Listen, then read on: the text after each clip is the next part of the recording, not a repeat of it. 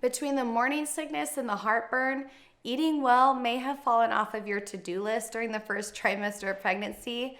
I get it, it's super hard. Your body is experiencing a surge in hormones right now, which can lead to nausea. So the hormone progesterone in particular can actually trigger digestive issues like constipation and reflux. So in early pregnancy, many moms find that they have no desire to eat some of the healthy foods that they used to love, like fresh vegetables or lean meats. So don't worry, for many pregnant women, appetite comes back in the second trimester. But for now, don't sweat it too much if you're not in the mood to load up on a plate full of every vegetable that you used to love. Instead, focus on these good for you foods in the first trimester to cover your nutritional bases. So how many extra calories do you actually need during the first trimester? As a personal trainer who specializes in pre and postnatal fitness, I usually advise my clients to increase their calories by about 100 calories each trimester. Your appetite might be gone, so it's okay if you aren't really up for eating more right now. You can listen to your hunger cues, but to give you an example of what 100 calories would look like, it's about an extra apple during a day. You also want to aim to eat 3 meals a day plus 1 or 2 extra snacks.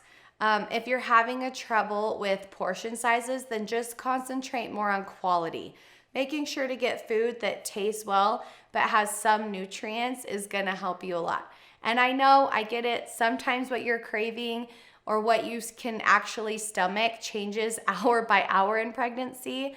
I'm in my 3rd trimester, but I remember the first trimester, and sometimes all I ate was fruit during the day. So just listen to your body, stick to whatever healthy foods you can find that will help you have some sort of nutrition for your first trimester.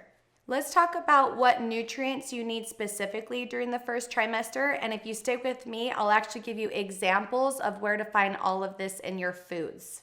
The number one and most important is folic acid. This is the most essential micronutrient in terms of the first trimester nutrition. And you want to make sure that this is in your prenatal vitamin that you're taking, because folic acid, also known as vitamin B9 or folate, is what plays a really key role in preventing neural tube defects. So you want to make sure you have a really good prenatal. To get the recommended 600 micrograms a day, usually that's found in a prenatal vitamin, and then eating things like oranges, strawberries, green leafy vegetables, any type of like high fiber cereal, kidney beans, nuts, spinach, all of that is going to give you your folic acid, which is great because if you don't get enough in your food, you can always take your prenatal and that will cover your bases. To get the recommended 600 micrograms a day, you want to make sure that you're taking your prenatal vitamin, and then I'm going to give you more examples of foods that actually have folic acid in them later in the video.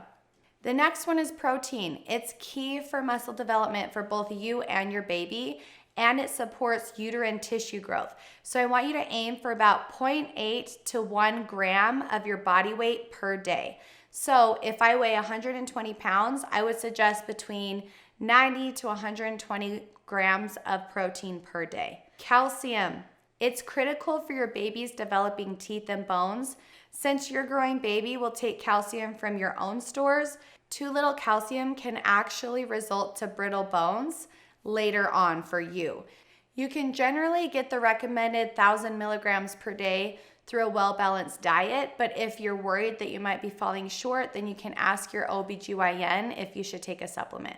The next crucial vitamin is iron. Iron is increasingly important as your blood supply ramps up to meet the demands of your growing baby. So the goal is 27 milligrams a day, and it can be challenging to reach through food alone, so make sure that you're getting a solid dose of iron in your prenatal vitamin to reduce the risk for pregnancy anemia. Vitamin C is super important because vitamin C rich foods actually help to promote bone and tissue development in your growing baby and then boost the absorption of iron. So you should aim for about 85 milligrams per day of vitamin C. Potassium is super important because it actually teams up with sodium to help your body maintain proper fluid balance, and it also regulates blood pressure. So you want to aim to get about 2,900 milligrams per day through your prenatal vitamin and through your foods. The last one is omega-3 fatty acid, or DHA. So that is found in low mercury fish or also in a fish oil supplement. You may be too queasy for seafood these days, and for me, I actually don't enjoy seafood at all. So I take my wild Alaskan sockeye salmon oil instead because it doesn't have a fishy taste, it's organic, and it's going to help you get all of your essential fatty acids without having to actually eat fish. So what are the best foods for the first trimester? I'm going to give you 7 of my favorite foods that have all of these micronutrients in them. And I recommend the following foods in particular because they are rich sources of the vitamin, minerals, and macronutrients that your body and your baby's developing body needs to thrive. Number 1 is lean meat. Lean meat is a great source of iron and protein, and lean meat like sirloins, chuck steak, pork loin, turkey, chicken, all of these have amazing amino acids that act as building blocks of cells for you and your baby. Yogurt, the calcium and protein in each cup will help support your bone structure, and opt for a variety with short ingredient lists so that you don't have too much added sugars. Edamame, these soybeans are packed with vegetarian protein plus calcium, iron, and folate.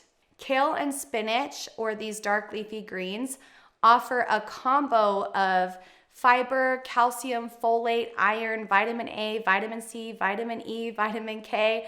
Like this, I put kale or spinach in almost every smoothie, and it helps so that I get all of those vitamins and minerals in a quick smoothie and I don't have to eat a whole salad.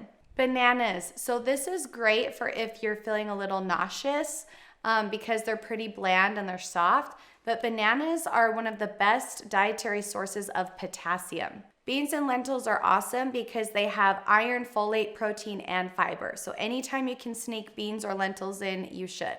The last one is ginger tea. So ginger products like ginger tea or ginger chews, they might help combat nausea. So if you're really feeling sick, you can definitely try ginger. So what should you eat if you're struggling with morning sickness or nausea? About 70% of expecting moms experience nausea or an upset stomach, so you are not alone.